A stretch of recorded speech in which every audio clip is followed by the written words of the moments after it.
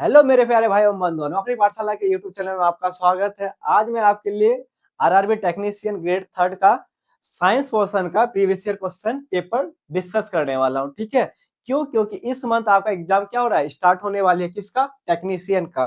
Grade third भी और grade first का भी क्या होने वाली है, एग्जाम स्टार्ट होने वाली है।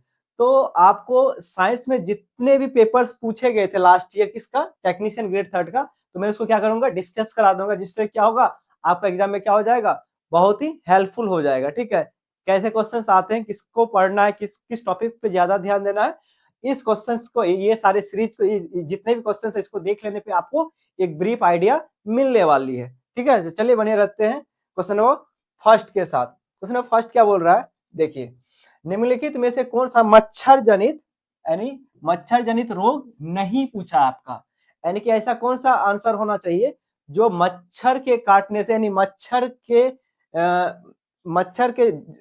के संपर्क, यानी मच्छर के काटने से नहीं फैलता है। ठीक है, तो मलेरिया क्या होता है, मच्छर जनित ही रोग है, तो ये मच्छर से ही फैलता है, तो ये तो क्या हो जाएगा, आंसर नहीं होगा।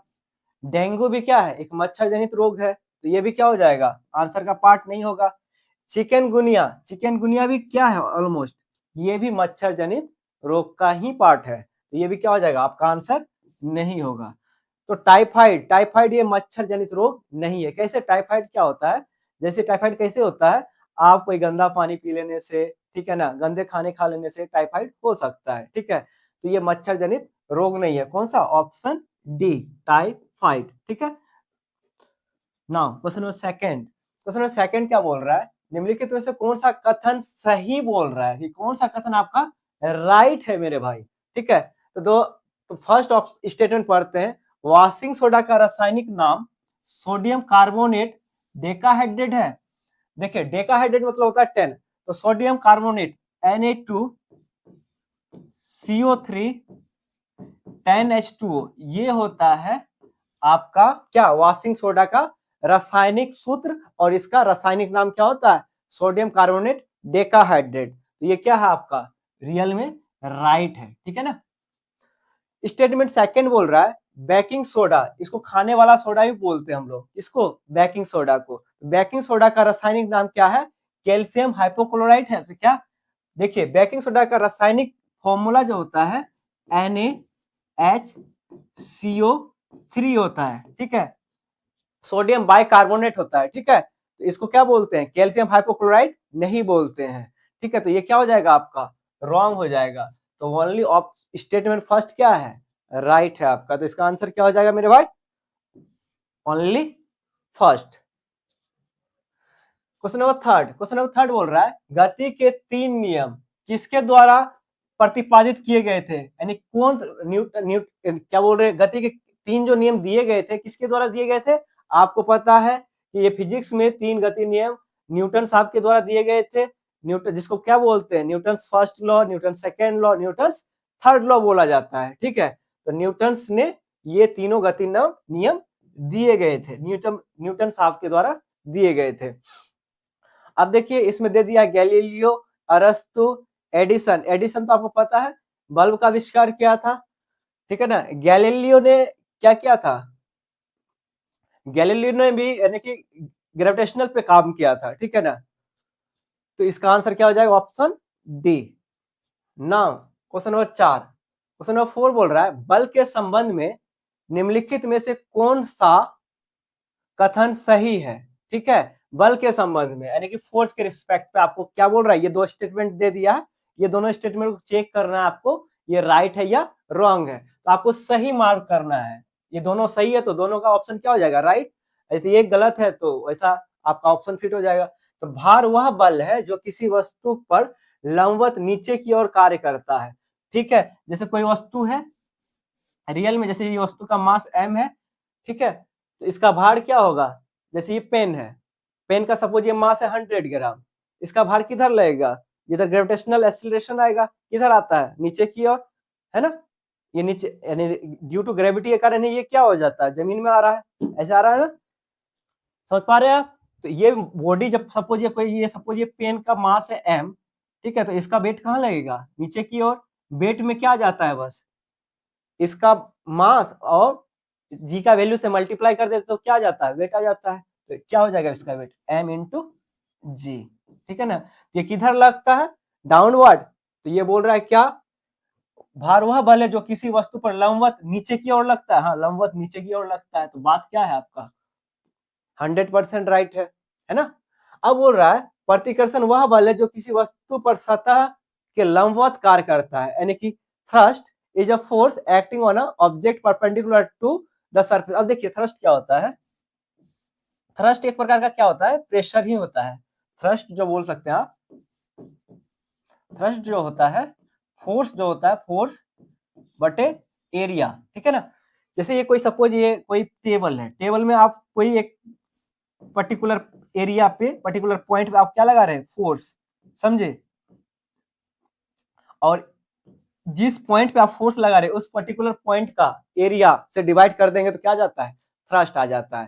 तो अब बोल रहा है प्रतिकर्षण वह बल है जो किसी वस्तु के सतह पर लंबवत कार्य करता है, बिल्कुल ये क्या करता है, परपेंडिकुलर कार्य करता है, ठीक है ना। तो ये भी क्या है आपका राइट आंसर है। तो आपका दोनों स्टेटमेंट क्या दिया हुआ है, एकदम 100% राइट। तो ऑप्शन कौन सा हो जाएगा मेरे भाई, both A and B are correct. तो ऑप्शन ए आपका राइट हो जाएगा। ना question number fifth, question number fifth बोल रहा है मिश्रण से कोलाइड कणों को अलग करने के लिए निम्नलिखित में से किस तकनीक का उपयोग किया जाता है। मिश्रण को कोलाइड के कण को अलग करने के लिए मेरे भाई अपकेंद्रण प्रोसेस का प्रयोग किया जाता है। देखिए इसको पिक्चर से कैसे समझते हैं, होता क्या है, देखिए ये अपकेंद्रीय मशीन है, इसको क्या करते हैं, बहुत ही तेज रोटेट करते हैं, ठीक है। इसमें क्या क्या होता है, सेंट्रीफ्यूगल प्रोसेस से क्या करते हैं, इसको बहुत ही इस वाले प्रोसेस से इसको घुमाते हैं। अब देखिए इसमें होता क्या है, ये वाले देख रहे हैं, इसमें जो भी कुछ को आपको क्या करना है, इसको सेपरेट करना रहता है, तो इस वाले प्रोसेस में आ जाएगा। अब देखिए इसमें क्या होता है, ऊपर की ओर क्या आ जाएगा, द्रव, और नीचे यानी नीचे के पोर्शन में देखिए क्या मिल जाएगा आपका, तलछट पोर्शन में सेडिमेंट मिल जाएगा, ठीक है ना। तो ऐसे कोलाइड मिश्रण रहेंगे ये सब डब्बे में, और ये क्या हो जाएंगे आपको, यानी कि सेपरेट करने में ये हेल्प करेंगे, किसके प्रोसेस से, इसके तेज घुमा के यानी अपकेंद्रित करके इसको सेपरेट कर सकते हैं, किसको, देखिए यानी कि मिश्रण के कोलाइड कणों को अलग करने के लिए आपको किसका हेल्प लेना होगा, सेंट्रीफ्यूगल मशीन का हेल्प लेना होगा, जिससे क्या हो जाएगा, जो आप कोलाइड के कण को अलग कर सकते हैं, किससे, मिश्रण से। तो इसका आंसर क्या हो जाएगा, ऑप्शन डी हो जाएगा, ठीक है। वाष्पीकरण क्या होता है, यानी कि सॉल्वेंट का निकालना किसी सॉल्यूशन से, वही वाष्पीकरण है। छानना, फिल्ट्रेशन तो समझते ही है ना। जैसे आप चाय से यानी कि वो चाय पत्ती को निकाल देना, वो क्या हो गया, फिल्ट्रेशन हो गया, छानना हो गया, ठीक है ना। तो इसका ऑप्शन क्या हो जाएगा, ऑप्शन डी, ठीक है। तो ये आप फिल्ट्रेशन प्रोसेस क्लियरली समझ सकते हैं by picture. Now question number 6, question number 6 बोल रहा है पौधों में लचीलापन किस अस्थायी उत्तक के कारण होता है। लचीलापन का बात कर रहा है, इसका लचीलापन, यानी पौधे में लचीलापन, ऐसा कौन सा उत्तक पाया जाता है पौधे में जिसके कारण पौधे के पैर में लचीलापन आया जाता है, इस, ठीक है। तो पौधे में विभिन्न भागों में जैसे प्रतान और प्रवाह प्रवातिरहियों के तनों के बिना टूटे झुकने की अनुमति देता है, ठीक है। यानी कि ऐसा कौन सा उत्तक है जो ये क्या बोलते हैं, टूटता उठता नहीं है और आगे बढ़ते जाता है। तो ऐसा कौन सा उत्तक है, उसमें क्लोरेन कायमा पाया जाता है, ठीक है। क्लोरेन कायमा के कारण ये क्या होते हैं, लचीलापन पाया जाता है, किसमें, पौधे में। अब देखिए फर्स्ट वाला है, फर्स्ट वाला आपका क्लोरेन कायमा, ठीक है। कोलेन कायमा ये है, सेकंड वाला क्या, कोलेन कायमा। क्लोरेन कायमा क्या होता है, ये फोटोसिंथेसिस करवाता है, ठीक है, कौन, क्लोरेन कायमा, ठीक है। एरन कायमा क्या कराता है, एरन कायमा क्या करता है, यानी कि एयर को सक करता है पौधे में, ऐसा उसके बाद ऐसा उत्तक होता है जो एयर को अपने ओर केंद्रित करता है, ठीक है। तो इसका आंसर क्या हो जाएगा, कोलेन कायमा, ठीक है, क्लोरेन नहीं, कोलेन कायमा, ठीक है। तो आप समझ सकते हैं बाय पिक्चर, देखिए इसमें क्या है, देखिए लचीलापन किसके कारण आ रहा है, कोलेन कायमा जैसे उत्तक के कारण इसमें लचीलापन होता है, ठीक है। तो आप चीजें क्लियरली समझ सकते हैं बाय पिक्चर के थ्रू। नाउ क्वेश्चन नंबर 7 बोल रहा है पदार्थ की अम्लीयता या क्षारीयता प्रकृति की जांच करने के लिए निम्नलिखित में से कौन सा ग्रहण यानी ओलिफैक्टरी सूचक का यूज किया जाता है। ऐसा कौन सा चीज ऐसा यूज किया जाता है किसके लिए, अम्लीयता या क्षारीयता प्रकृति को जांच करने के लिए। ठीक है, चलिए इसको समझते हैं बाय पिक्चर।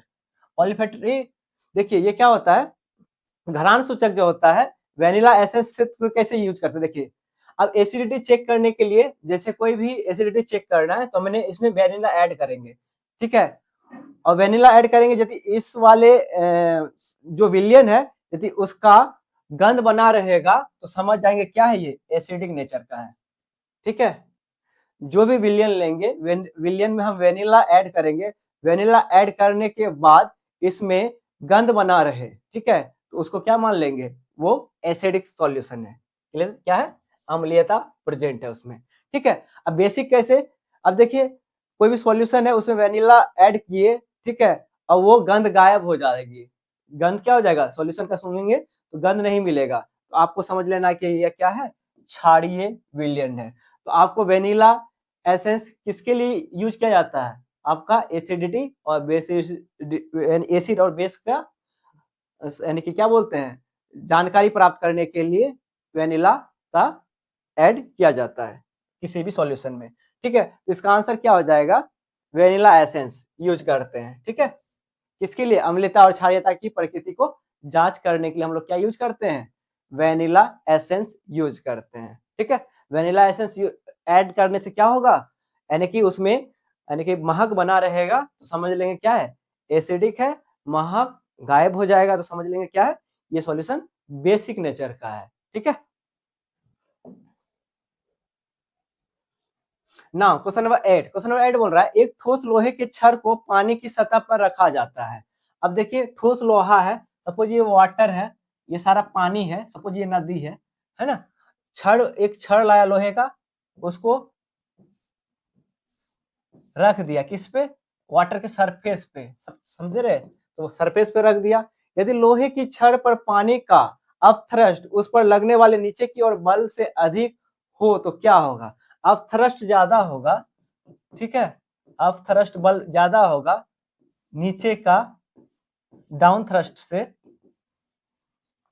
ठीक है, तो ये बॉडी क्या होगा, फ्लोट करेगा यानी कि तैरेगा सॉरी, इसमें तैरेगा, पानी में तैरेगा, क्यों, क्योंकि ये फर्स्ट ऑफ ऑल ये बॉडी यहाँ पे पानी में, यदि कोई पानी सरफेस है उसमें यदि तैर रहा है, किस लिए तैर रहा है, क्योंकि ये उत्प्लावन बल यहाँ पे लगता है, कहाँ पे, ऊपर की ओर उत्प्लावन बल लगता है, वो कौन प्रोवाइड करता है, ये पानी प्रोवाइड करता है। ठीक है, कैसे होता है कि देखिए ये वेट, सपोज करिए आप एक सरल भाषा में समझने का कोशिश करिए, ये कोई रड है, रड का वेट सपोज मैं ले लूं, वेट में क्या होता है, mass into due to gravity, इसका मल्टीप्लिकेशन होता है। तो सपोज मैं ले लूं ये 10 न्यूटन वेट है किसका, ये वाले रड का। अब मैं ये रड जो स्थान घेर रही है कहाँ पे, पानी पे, जहां से पानी है, जिस पोजीशन से स्थान घेर रही उस पानी को, उस पानी का वेट कैलकुलेट करेंगे, यदि उस पानी का वेट कैलकुलेट करेंगे सपोज 11 न्यूटन हो गया, यानी इससे ज्यादा हो गया, किसके वेट से, रड के वेट से ज्यादा हो गया, जिस स्थान में जगह घेर रही है उस स्थान का होल पानी का वेट, जैसे 11 न्यूटन हो गया और रड का वेट 10 न्यूटन हो गया, तो आपका रड का वेट क्या हो गया, कम हो गया, किससे, जितने स्थान में पानी रड स्थान घेर रही उसके वेट से, ये रड क्या हो जाएगा, आपका फ्लोट कर जाएगा, कहाँ पे, पानी पे तैरने लगेगा। ठीक है ना, अगर ये ज्यादा हो जाए किसका, रड का वेट, और पानी का वेट कम हो जाए तो ये डूब जाएगी। ये सरल भाषा में आप समझ सकते हैं। ठीक है, बेसिकली होता क्या है, अब थ्रस्ट ज्यादा लगेगा तो ये क्या होगा, तैरता रहेगा, कहाँ पे, पानी के सरफेस पे। ठीक है ना, तो ये कील क्या होगा, तैरता रहेगा। तो लोहे की छड़ तेजी से डूब जाएगी, नहीं डूबेगी नहीं, अब थ्रस्ट ज्यादा है, यदि अब थ्रस्ट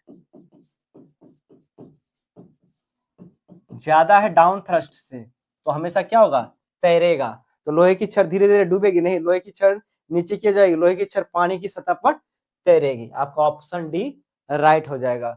चीजें क्लियर हुआ होगा बहुत बेहतर तरीके से।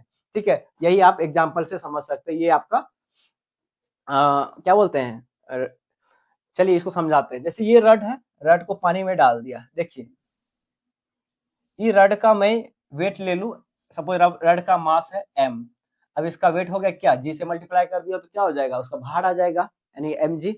अब देखिए ये रड पानी में स्थान घेरी ना, इस स्थान में पानी इधर ले, सपोज ये निकल आया इधर, इतना वेट, ये इसका वेट, सपोज ये रड का वेट मैं ले लूं, अभी जब समझाया था 10 न्यूटन, सपोज इस वाले का जो स्थान घेरी उसका वेट ले लूं 11 न्यूटन, ठीक है, 11 न्यूटन हो गया इसका वेट, इस वाले पानी का वेट, ठीक है, तो ये वाला क्या हो जाएगा, फ्लोट कर जाएगा, कौन सा, यानी कि रड क्या हो जाएगा, पानी में फ्लोट कर जाएगा, इसलिए क्या हो जाएगा, नेट फोर्स यदि ऊपर लग जाएगा, ठीक है, नेट फोर्स ऊपर लग गया डाउन फोर्स से, तो क्या हो जाएगा, फ्लोट कर जाएगा। आप चीजें को बेहतर तरीके समझ पा रहे होंगे। नाउ क्वेश्चन नंबर 9, कौन सा अंगक अंतःकोशिकीय परिवहन के मार्ग और विनिर्माण सतह दोनों के रूप में कार्य करता है। तो ये क्या होता है, लवक, अंतःप्रदवी जालिका, सूत्रकणिका, राइबोसोम, नहीं, ये क्या होता है, ER आपका यानी कि इंडोप्लाज्मिक रेटिकुलम क्या करता है, अंतःकोशिका में परिवहन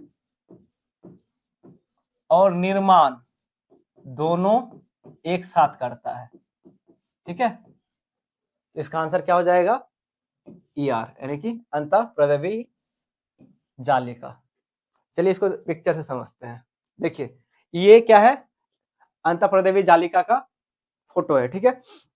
अब देखिए यहाँ खुरदरी है, रफ ER है, अतः इसमें क्या होता है, प्रोटीन का निर्माण होता है। ये आप खुरदरी देख रहे हैं, यानी रफ देख रहे हैं, रफ, इसको रफ बोलते हैं। इसमें क्या होता है, प्रोटीन का निर्माण होता है, इसका प्रोटीन का।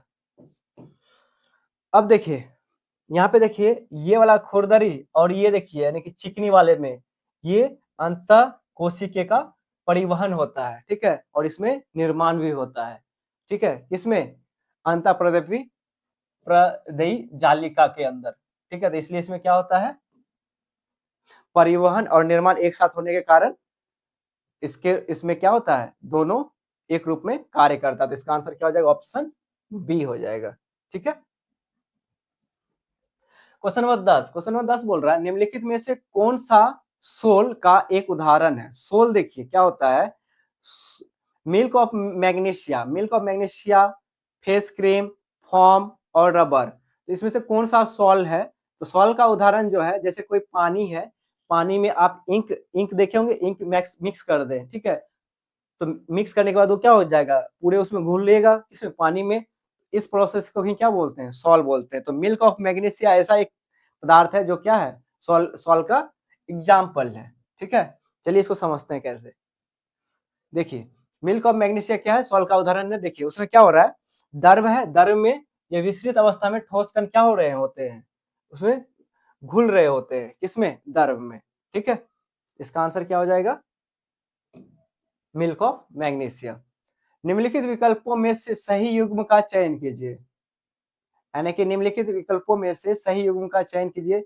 एक स्वतंत्र रूप से गिरते हुए पिंड की गति असमान त्वरण, देखिए इसको इंग्लिश से पढ़ते हैं, motion of a freely falling body, non uniform acceleration. अब कोई बॉडी फ्री फॉल हो रहा है एयर में, सरफेस पे, तो उसका जी क्या होता है, नियत रहता है, कांस्टेंट रहता है ना। नियत रहने के कारण ये क्या बोल रहा है, नॉन यूनिफॉर्म एक्सीलरेशन, नहीं, एक्सीलरेशन क्या हो जाएगा, यूनिफॉर्म होगा, तो ये क्या हो जाएगा आपका, रॉन्ग हो जाएगा।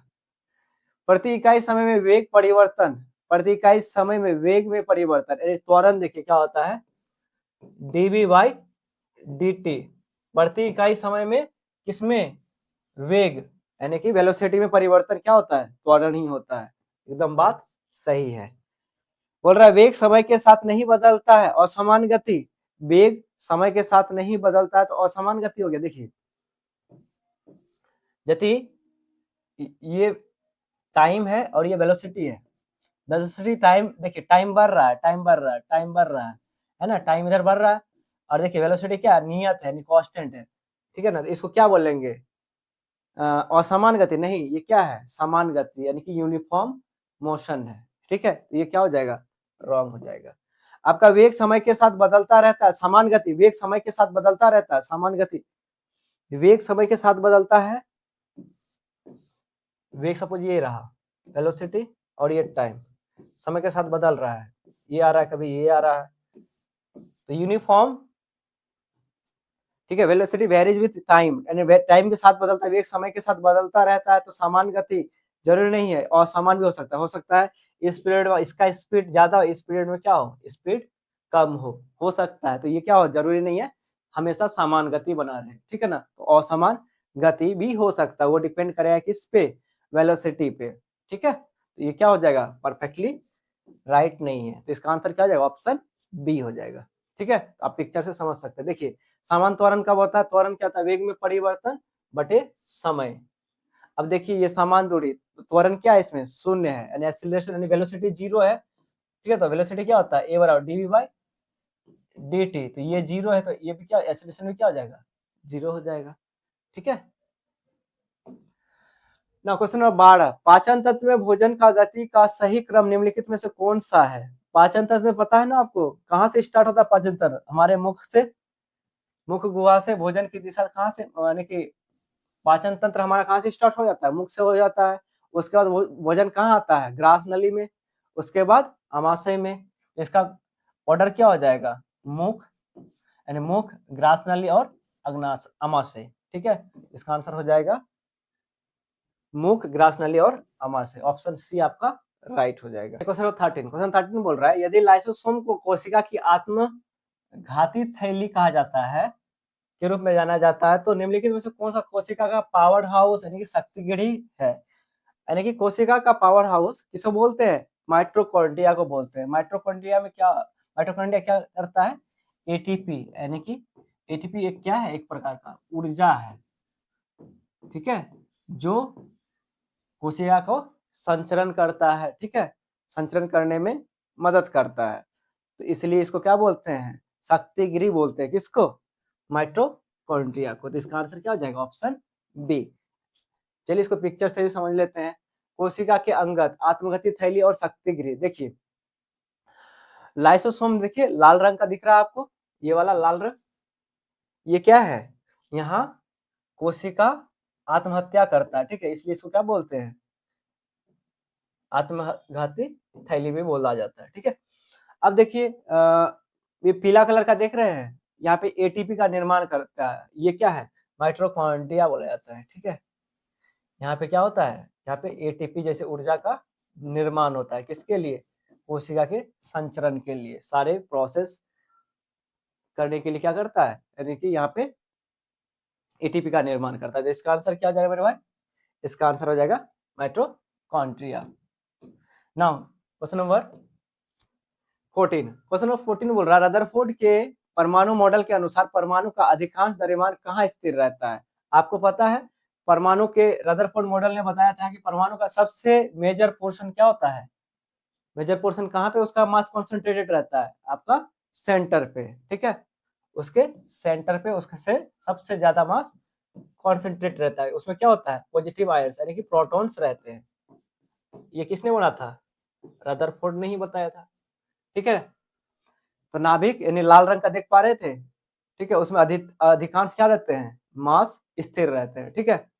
और ये सब देखिए, ये सब क्या है, उसके इर्द गिर्द क्या होते हैं, इलेक्ट्रॉन रिवॉल्व करते थे, तो इसका मास क्या होता है, बहुत ही कम होता है, ठीक है। और सबसे ज्यादा मास किसका ज्यादा होता है, अधिकांश द्रव्यमान का होता है उसके सेंटर पे होता है, नाभिक पे होता है, ठीक है। इसका आंसर क्या हो जाएगा मेरे भाई, इसका आंसर हो जाएगा न्यूक्लियस, ऑप्शन बी हो जाएगा, ठीक है ना। क्वेश्चन नंबर 15, निम्नलिखित सभी संयोजी उत्तक का उदाहरण है सिवाय, देखिए कौन कौन सा संयोजी उत्तक है और कौन सा नहीं है। बोन भी क्या है, एक प्रकार का कनेक्टिव टिश्यू का एग्जांपल है, ठीक है। बोन भी क्या है, कनेक्टिव टिश्यू। रक्त भी क्या है, संयोजी उत्तक है, ठीक है। और उपास्थिति भी क्या है, संयोजी उत्तक है। ये तीनों क्या है, आपका संयोजी उत्तक का पार्ट है। ये वहिनिका यानी ट्रैकिड क्या है, ये संयोजी उत्तक का पार्ट नहीं है। चलिए इसको समझते हैं पिक्चर के थ्रू। देखिए बोन में क्या होता है, देखिए कठोर अकार्बनिक लवण से भरपूर पाया जाता है। कौन? बोन। ठीक है, उसके अंदर क्या होता है? बोन मैरो होता है बोन के अंदर। अब देखिए ब्लड, ब्लड क्या? तरल संयोजी उत्तक इसको बोलते हैं। ठीक है, ब्लड में क्या पाया जाता है? प्लेटलेट्स। अब देखिए थर्ड क्या है? उपस्थिति। देखिए इसमें क्या होता है? लचीला, चिकना और अधात्री जैसा प्रॉपर्टीज पाया जाता है। ये सब क्या है? ये तीनों का तीनों क्या है? बोन, ब्लड और उपस्थिति क्या है? ये तीनों आपका संयोजी उत्तक का पार्ट है। बट ये जो फर्स्ट वाला था आपका यानी ट्रैकिड, ट्रैकिड किससे पाया जाता है? ये आपका प्लांट्स में पाया जाता है। ठीक है, ना कि एनिमल में। ठीक है, इसलिए क्या है? ये डिफरेंट है। ये क्या नहीं है? आपका संयोजी उत्तक का पार्ट नहीं है। कौन? ट्रैकिड। ये किसका प्लांट, ये किसमें पाया जाता है? प्लांट में यानी पौधे में। और ये तीनों चीज एनिमल में पाए जाते हैं। ठीक है, इसका आंसर क्या हो जाएगा? ऑप्शन फर्स्ट आपका राइट आंसर हो जाएगा। नाउ एक त्रिकोणीय कांच के प्रिज्म के दो पार्श्व फलकों के बीच के कोण को क्या कहा जाता है? आपको पता होगा। चलिए देखिए, ये आपका प्रिज्म है, ये पार्श्व फलक सतह है ये वाला, और ये वाला आप देख पा रहे हैं यानी कि ये रिफ्लेक्टिंग सरफेस है दो, किसमें? प्रिज्म के केस में। अब ये दो रिफ्लेक्टिंग सरफेस के बीच वाला एंगल को बोलते हैं एंगल ऑफ प्रिज्म, यानी प्रिज्म का कोण बोला जाता है। इसको ए से भी डिनोट करते हैं। ठीक है, तो इसका आंसर क्या हो जाएगा मेरे भाई? Angle of prism. Option B आपका राइट आंसर हो जाएगा। क्वेश्चन नंबर 17, अंडाशय द्वारा नियंत्रित कार्य से संबंधित सही विकल्प का चयन करें। अब देखिए अंडाशय का नियंत्रित कार्य को समझते हैं। तो अंडाशय कैसे कार्य करता है देखिए पिक्चर में।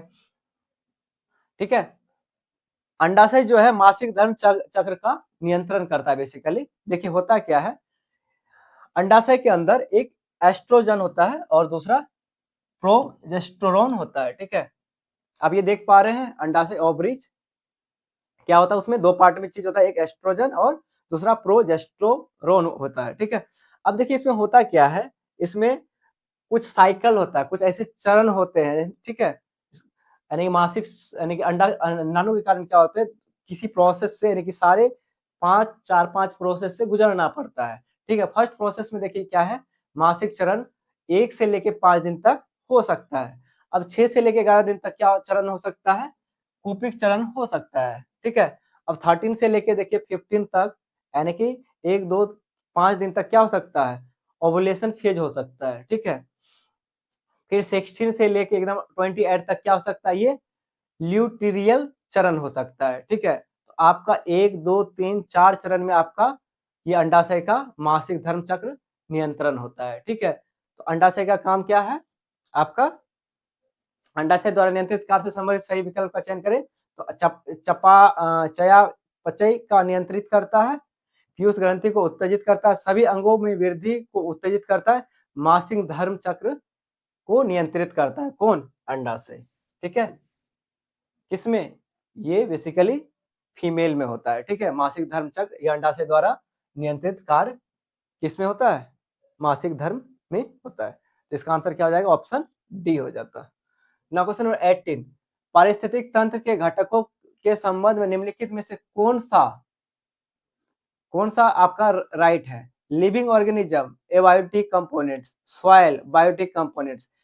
बायोटिक और एबायोटिक समझते हैं, अजैव घटक और जैव घटक। जैव घटक क्या हो सकते हैं? सड़ सकते हैं। अजैव क्या हो सकते हैं? आपको सड़ नहीं सकते। लिविंग देखिए, लिविंग ऑर्गेनिज्म क्या हो सकते हैं? वो तो बिल्कुल जैव हो सकते हैं, यानी सड़ सकते हैं। तो ये बोल रहा है क्या, यानी कि जितने भी जीवित प्राणी है वो क्या है? अजैविक है क्या? बिल्कुल नहीं, है ना।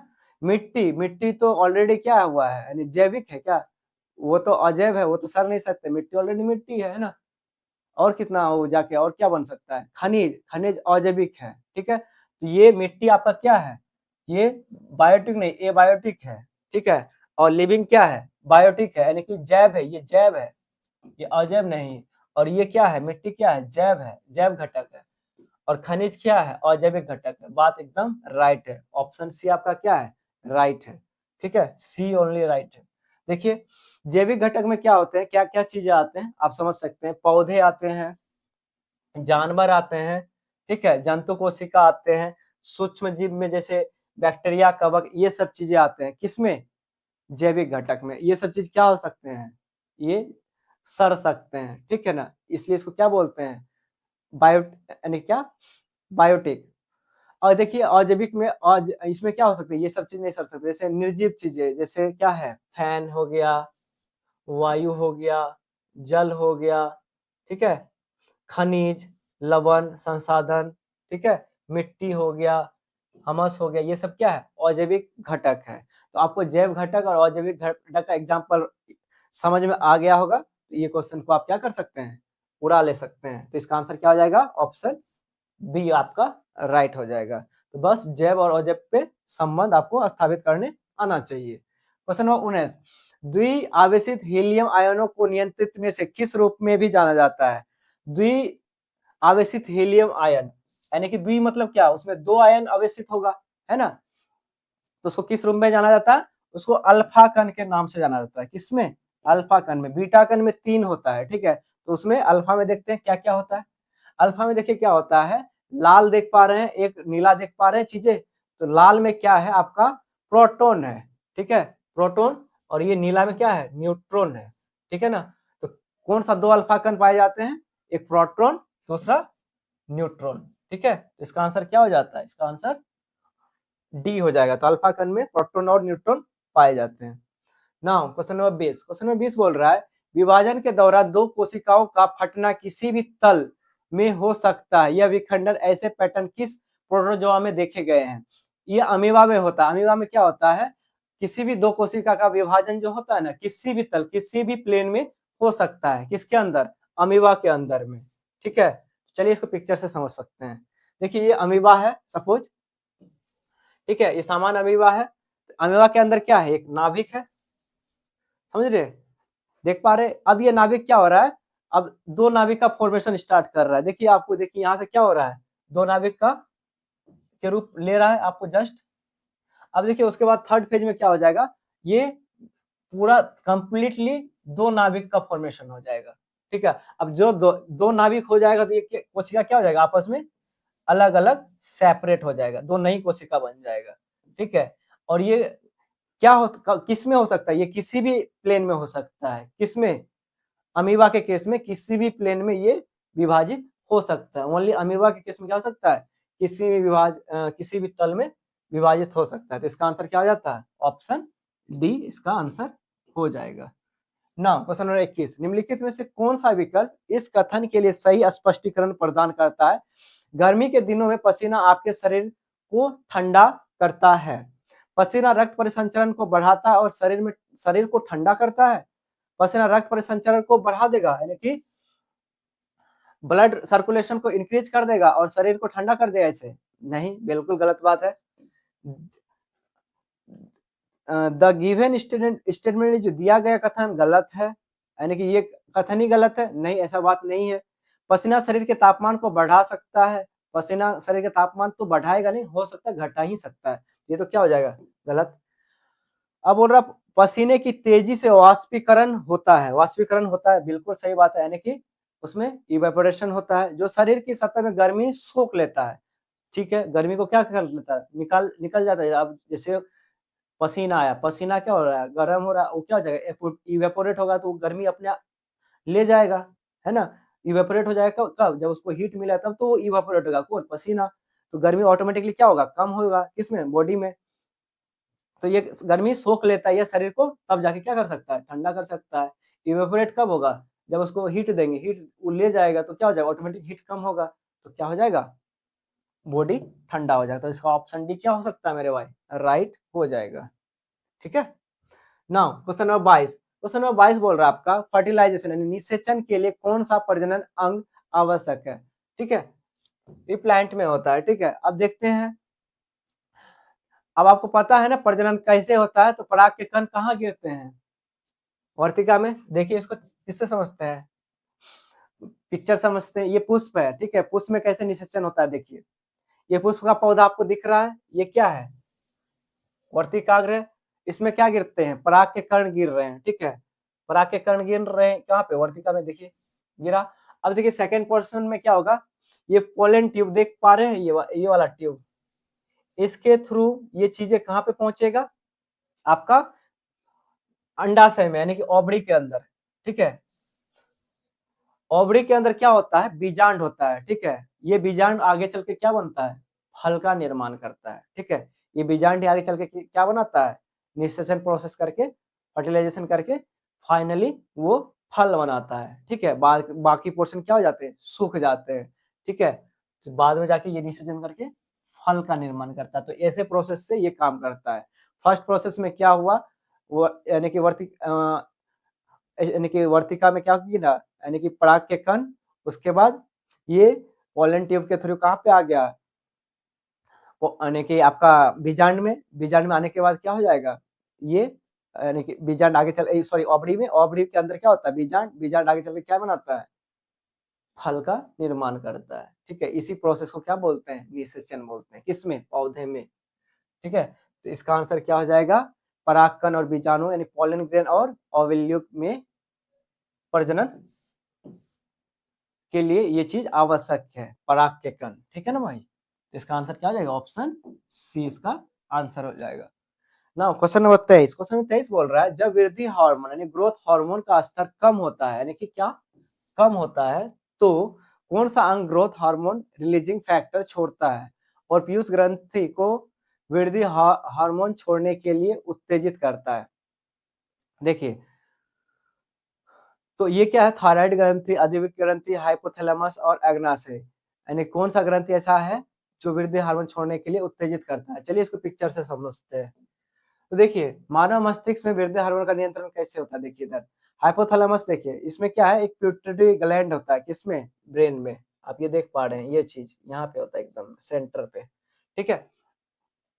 ये हाइपोथैलेमस क्या करता है, ये उत्तेजित करता है किसको, यानी कि उत्तेजित करता है न्यूरॉन को, ठीक है। और उत्तेजित करने के बाद ये क्या करता है, GHRH छोड़ता है, रिलीज करता है, ठीक है। ये रिलीज कर रहा है GH, उसके बाद रिलीज करने पे फिर इसके बाद क्या निकलता है, वृद्धि हार्मोन यानी GH निकलता है। ये आप देख पा रहे होंगे, यहाँ पे GH निकाला जा रहा है। ये क्या करता है, फिर GH का स्राव करके लक्षित अंग का फीडबैक देता है, यानी कि जैसे लीवर का स्थिति, बोन का स्थिति, फैनेट का स्थिति, मुसली का स्थिति आदि लक्षित अंग का ये फीडबैक प्रोवाइड करता है, ठीक है ना। कौन, ये वाला यानी कि हाइपोथैलेमस, ठीक है ना। तो हाइपोथैलेमस क्या होता है, हाइपोथैलेमस तो लो जीएच में कारण ये हाइपोथैलेमस क्या हो जाता है, एक्टिवेटेड हो जाता है। एक्टिवेट होने से ये क्या होता है, शरीर के विकास को नियंत्रित करता है, कौन, हाइपोथैलेमस एक्टिवेट हो जाने से, ठीक है ना। तो इसका आंसर क्या हो जाएगा, इसका आंसर ऑप्शन सी हो जाएगा, हाइपोथैलेमस, ठीक है।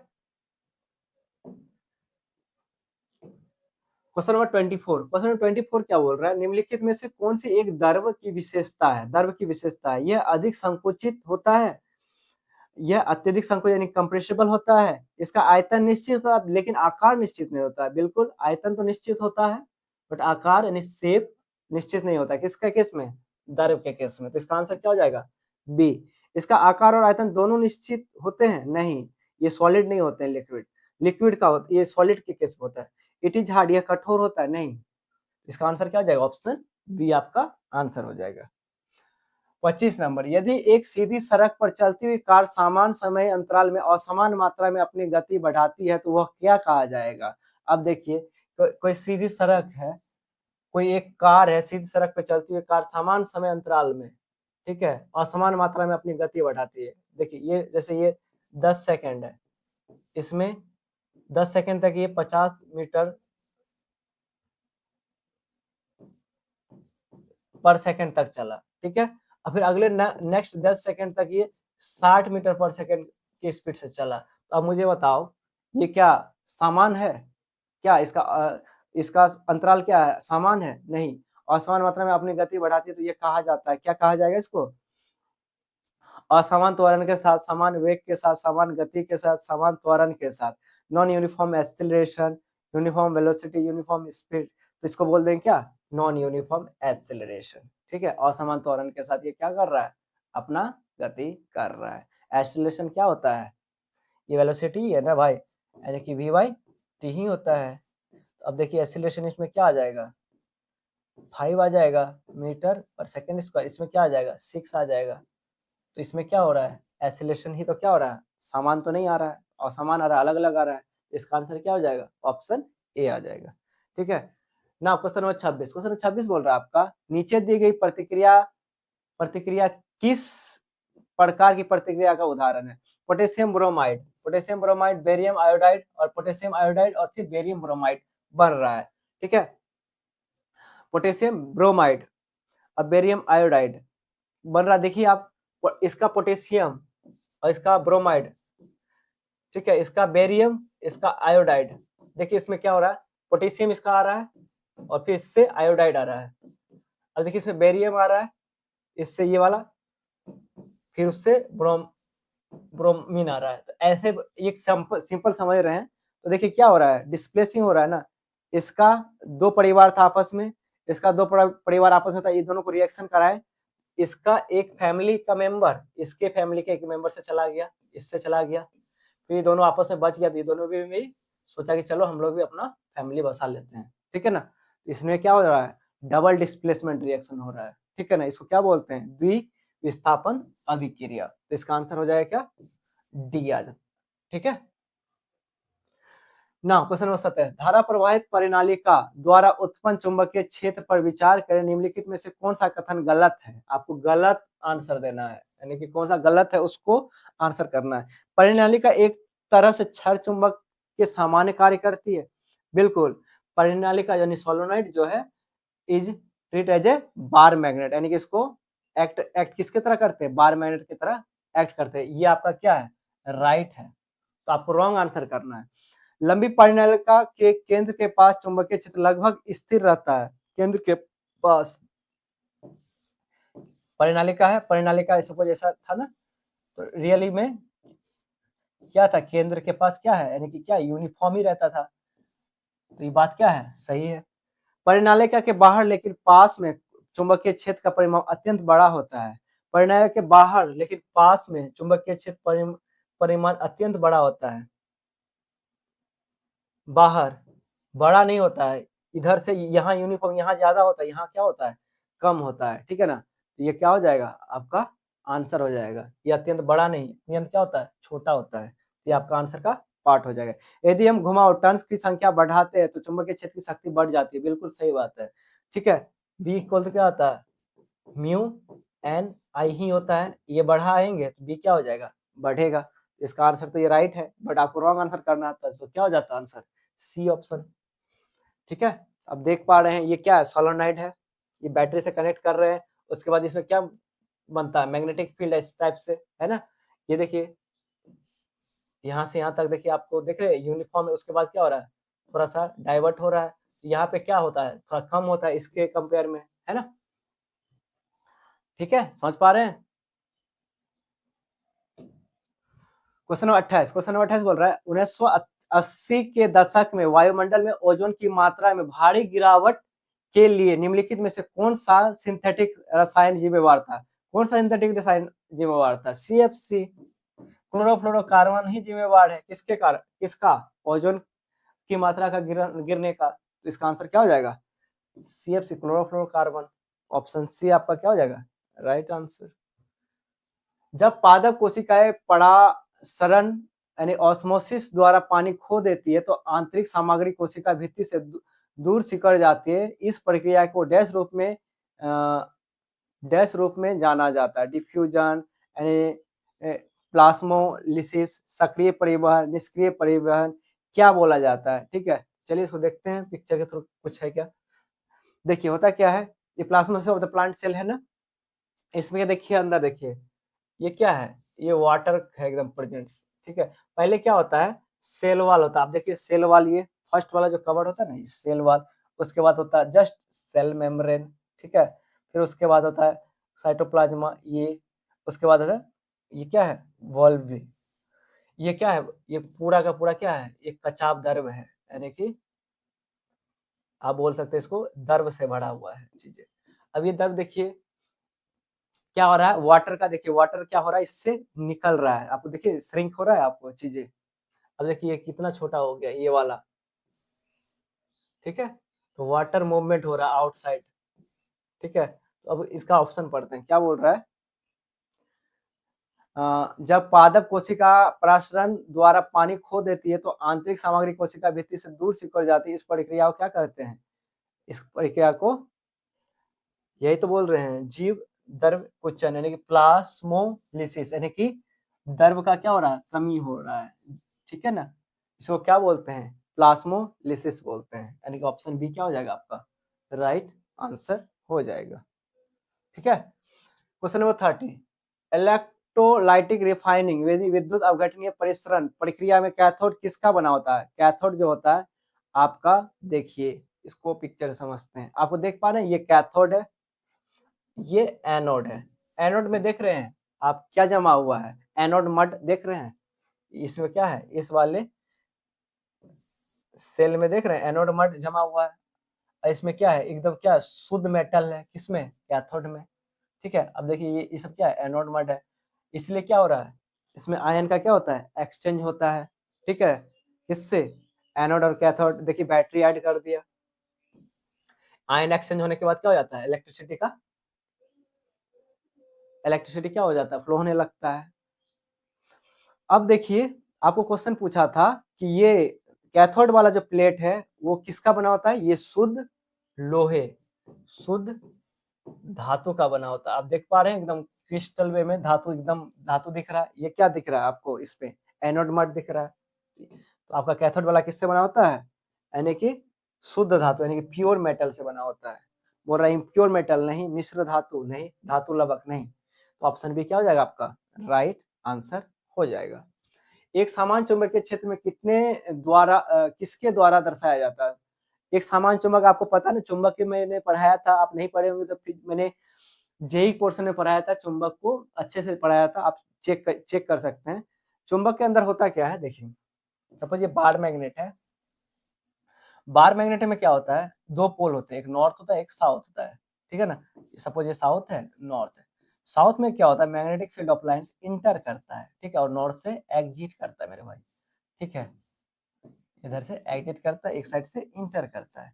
अब ये क्या होता है, आपको दिख नहीं रहा तो आपको दिखा दूं मैं, ऐसे ऐसे ऐसे मैग्नेटिक फील्ड ऑफ लाइन से शो कर दूं आपको, ऐसे देख रहा है, राइट।